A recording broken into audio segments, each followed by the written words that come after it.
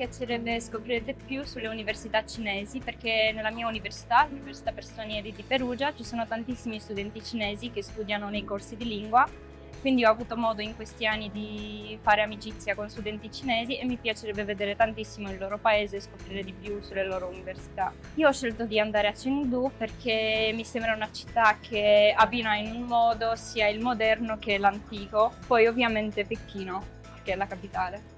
Io credo che l'obiettivo principale di questa esperienza sia assorbire la cultura cinese, perché le nostre culture sono molto diverse, quindi avvicinarsi al modo di pensare anche cinese.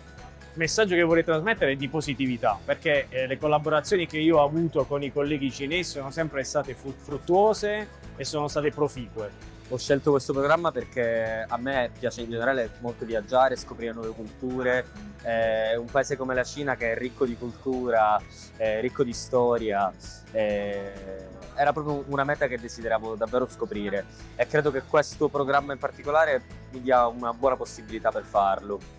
Io sono il rettore dell'Università di Macerata, dell'Università della città natale di Limadu, di Matteo Ricci, e credo che dobbiamo seguire proprio il suo esempio, che è un esempio di apertura fra le due culture. E questo Young Envoy Scholarship, questo programma YES, va proprio nella direzione che lui tanti secoli fa aveva segnato, la comprensione reciproca fra le due culture.